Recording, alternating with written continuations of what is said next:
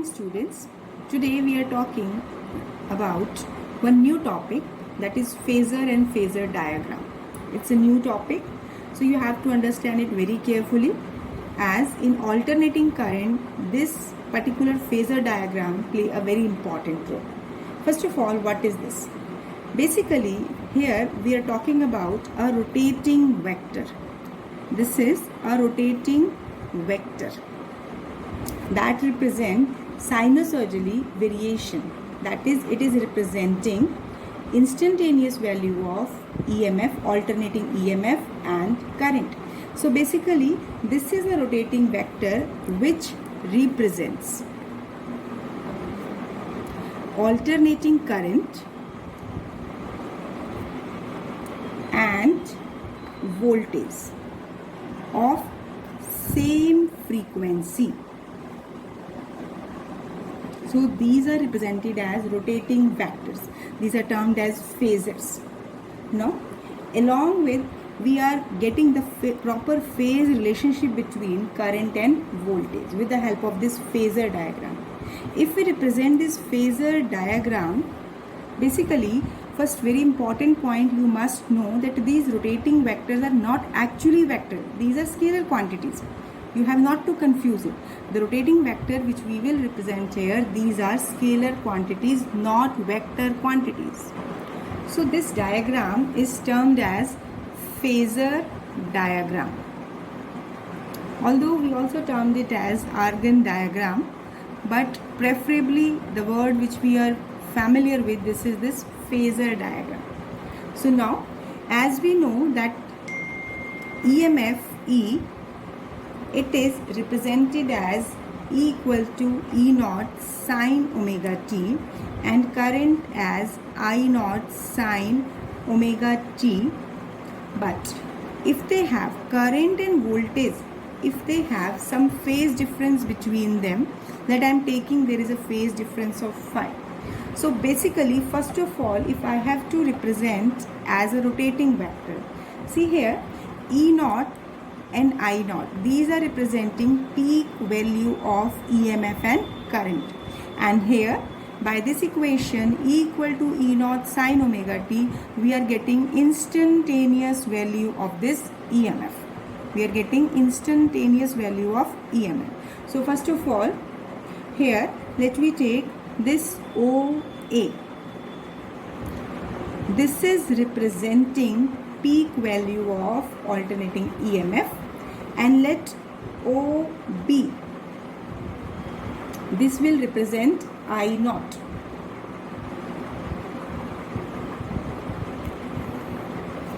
So here both rotating vectors they are moving with the same angular velocity in anti-clockwise direction. Now the projection of this OA on this vertical axis, let it be y-axis, let it be x-axis.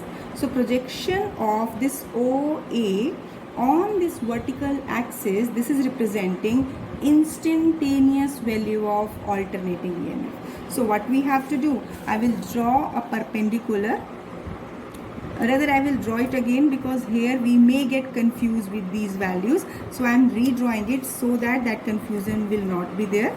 First of all, I am taking this as OA. So this is E naught, peak value of EMF. So if I have to draw projection of this OA on this vertical axis, I will label it as OM. So projection of OA on this vertical axis, this is representing instantaneous value of EMF. This is representing instantaneous value of EMF.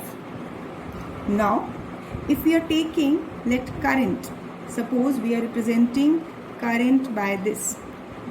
I am just indicating that two separate rotating vectors, that is current and EMF. We are not exactly talking about any particular circuit element here. So if this is representing I naught, peak value of current, so if I will draw projection on this vertical axis, let this point be labeled as M. So this is the maximum value I naught, and here up to n from the origin, this is instantaneous value of alternating current. So as both are moving with the same angular velocity, as these are the rotating vector, these are moving in anti-clockwise direction. If this I naught is lying on this axis, then we can say that there is no phase difference between EMF and current. But as I have shown here these lines to be separated, so we are considering as per this equation that phi is the phase difference between this current and EMF. It means in AC circuit, current may lag behind or lead the voltage. This point we have to understand. What is the point? Lag behind, leading. This is the main point which we are going to study in the coming topics. So in AC circuit, either the current is leading the voltage or it is lagging behind the voltage. It entirely depends upon the circuit through which current flows. So here now we will use the concept of phasor diagram. So going to that point, we are discussing here AC circuit containing only a resistor. What does it mean? Let we are taking a resistor having resistance R. It is connected to some AC source. So this circuit is purely resistive circuit.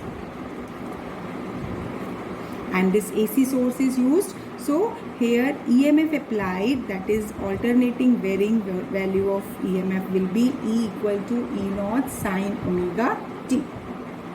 So now here, as R is a resistance through which current will flow through the circuit, so let we are taking I is the current in the circuit at any time t. So now as the current is flowing through it, we will talk about potential difference. Potential difference across R, let we are representing it by V, that is I into R. And as whatever is the EMF we are applying, that is acting as a source of EMF, that is the potential difference. So it is E equal to IR. So what we will do, we will just substitute this value of E as E naught sine omega t. This is equal to I into R.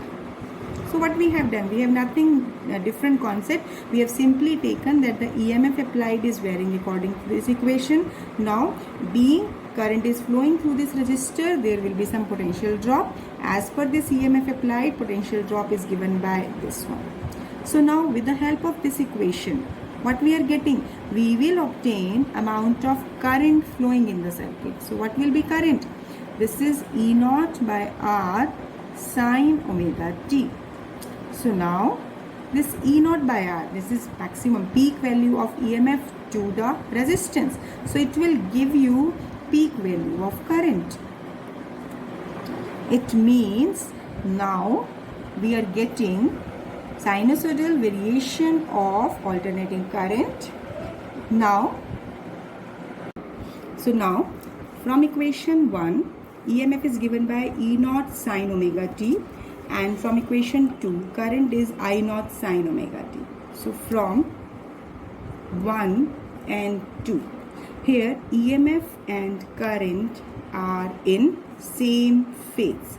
How you are deciding they are in same phase? You can see here this angle is omega t, and here also this angle is omega t. There is no difference. They are having the same angle. It means current and EMF are in the same phase in pure resistive circuit. It means both E and I attain minimum and maximum value at the same time. Like now if we plot graphical representation of EMF and current, so basically as E is E naught sine omega t, where E naught is the peak value, maximum value of EMF. If you see that the maximum value of sine function, what is its maximum value? 1 sine 90. It means maximum value of EMF will be E naught. So if I will plot this EMF with omega t, then this graph will be varying sinusoidally like this, where at different instant it have different value that is given by E. E is equal to E naught sine omega t. And this E naught is referring to the peak value. Both are equal in magnitude. Whereas, as we know, current is E upon R. That is E naught sine omega t upon R. So, this current is basically less than EMF by this factor R. So, that's why the graph of I will not coincide with that of E, but it is slightly lower than that of E.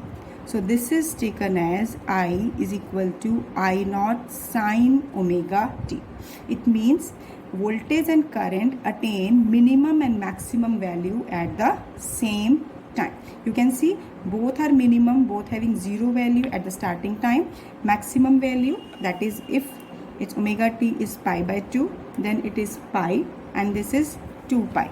So correspondingly, it is attaining maximum at the same instant, minimum at the same instant, again maximum at the same instant. So this is the graphical representation indicating that EMF and current, these are in the same phase. Now, if we draw phasor diagram. So if we draw phasor diagram, it means in the diagram, current and EMF attain, that is maximum and minimum at the same time, we have done in graphical representation. Now in phasor diagram, as it is a rotating vector, so here let this OA is representing, this point is O and this is A, and this is indicating maximum value of EMF. Now this phase angle is omega t because they are rotating with the same speed. Now, as there is no phase relationship between current and EMF, basically phase relationship means they both are in the same phase. It means current vector will also be representing on this line. So if I will draw perpendicular on this vertical axis, this is representing projection on the vertical axis. So this is I and this is E. So this I is equal to I naught sine omega t, and this E is equal to E naught sine omega t. This is basically a phasor diagram. See, here in the phasor diagram, current is less than EMF. Why? Because current is equal to E upon R. That means whatever be the resistance, correspondingly value of I is less than EMF. So here E and I, these are representing by this phasor diagram, and these are not vectors, these are scalar. So don't get confused by that it is a rotating vector, but it is only giving you information about scalar quantity EMF and current. So what we concluded, that AC circuit containing pure resistance, here current and voltage have same phase, that means they attain maximum and minima at the same time. Most important point is this phasor diagram. Many a times it has been given that EMF and current are in the same phase. Identify the circuit component, so it will be resistor only. Now next is AC circuit containing only an inductor. So here we are taking an inductor,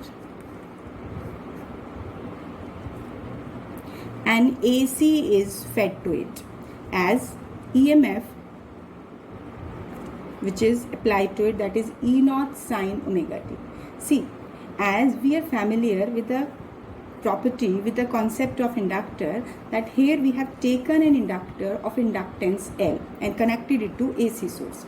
Now as current, alternating current flows through this inductor, back EMF that is set up in it, which opposes the applied EMF. What I am saying, that as the current is flowing through it, corresponding to it, EMF, suppose current is flowing in this direction, EMF will be opposing that growth or decay of the current. So basically EMF is induced within this inductor. This is given by minus L di by dt. So this inductor which we are using, we are considering it to be having negligible resistance. So that's why we will consider it to be purely inductive AC circuit. Now here, as EMF applied, this is equal to minus E. Basically to maintain flow of current in a circuit, this applied EMF must be equal and opposite to induced voltage. Induced voltage, that is E. What I am saying, that if current has to flow within the circuit, applied voltage must be equal and opposite to induced voltage. So that means it is equal to minus L di by dt.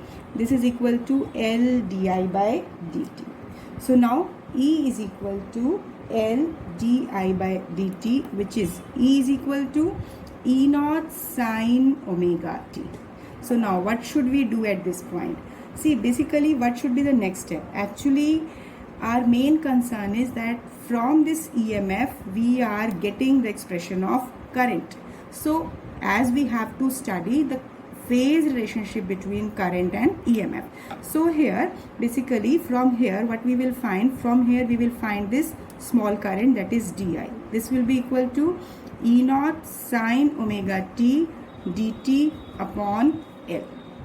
So now if we have to find total current flowing within the circuit, what should be our next step? I must integrate this equation.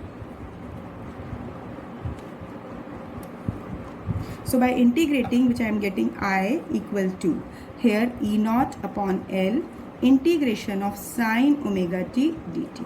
Now what is the integration of sine function? Its integration is minus cos omega t. So it is minus, I am taking outside, cos omega t, and integration of this omega, this will be comes out to be omega. As you know, this is in the integration. So current comes out to be minus E naught cos omega t upon omega L plus constant. Now here this constant, basically the constant we are taking, this is independent of current. But is it feasible to get the current which is time independent? As this constant which is adding, it should be independent of time, which is not possible. It means this constant is 0, so it will not exist. Our relation will be only this one. So I is equal to minus E naught omega upon omega L cos omega t. And what are this factor is? This is minus I naught cos omega t. Omega naught, E naught upon omega L, that is taken as I naught. Now you can see current is I is equal to I naught minus cos omega t, whereas EMF was E equal to E naught sine omega t. So how can you establish current relationship?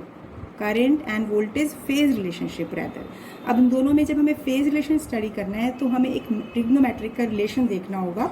As we know cos theta को अगर हम sign की terms में convert करना चाहते हैं तो एक रिलेशन होता है sine pi by 2 minus theta equal to cos theta, right.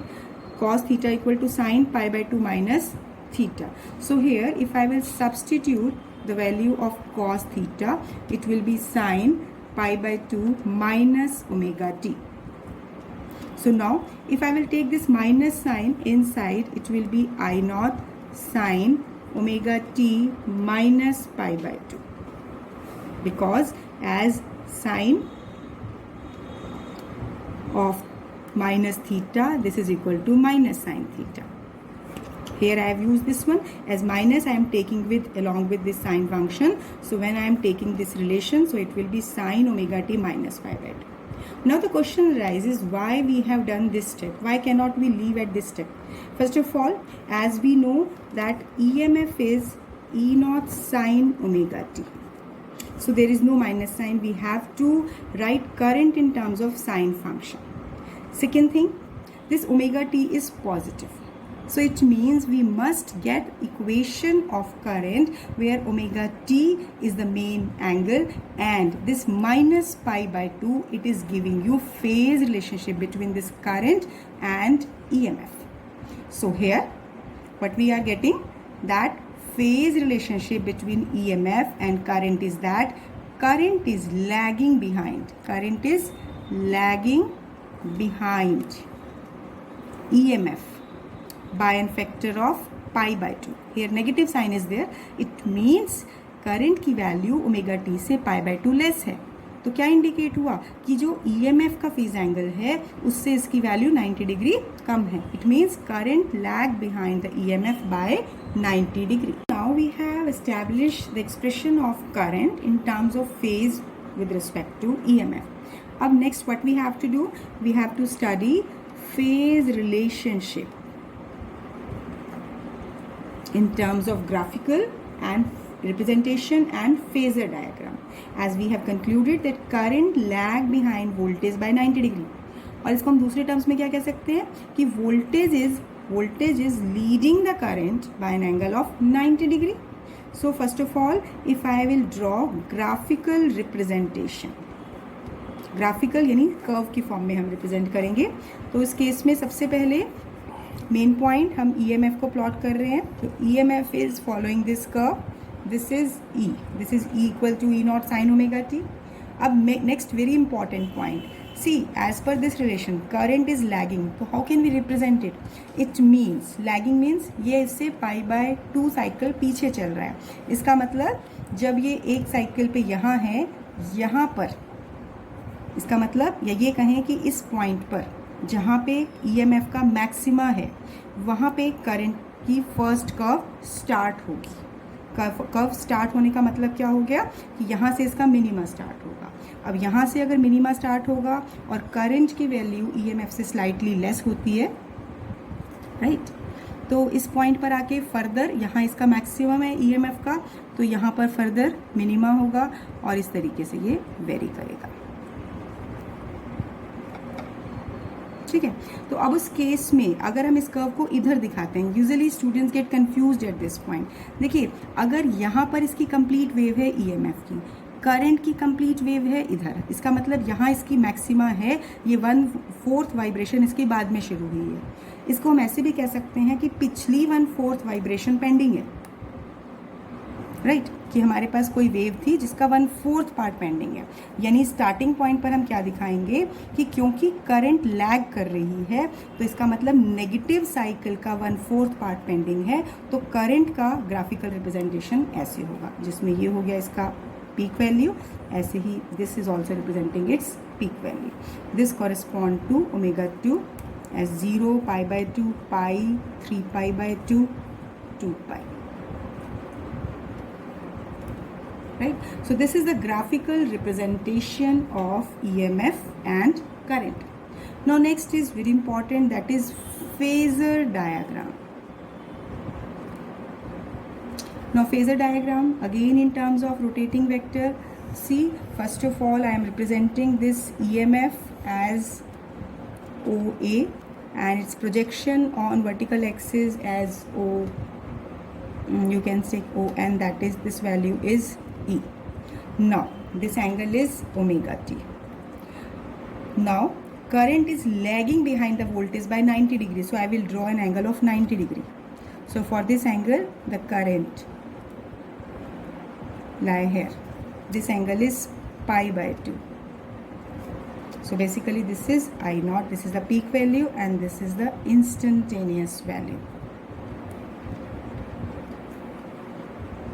So here within this phasor diagram you can see that this is the maximum value of E0 and this is the instantaneous value, and here current is lagging behind the EMF by 90 degree, so it is in the downward direction. Lagging behind है इसीलिए ये इसके पीछे है, यानी current actually EMF इधर है लेकिन इससे 90 डिग्री पीछे की तरफ है, तभी हम इसको नीचे दिखा रहे हैं नेगेटिव क्वाड्रेंट में, यानी 4th क्वाड्रेंट में दिखा रहे हैं basically. So this is the phasor diagram. अब कुछ रिजल्ट्स हैं इसी कॉन्सेप्ट से रिलेटेड जो हमने AC circuit containing inductor consider किया है. Now next we are taking inductive reactance. As we have taken that I0 is E0 upon omega L. This is not a separate topic, this is related with the concept we are doing.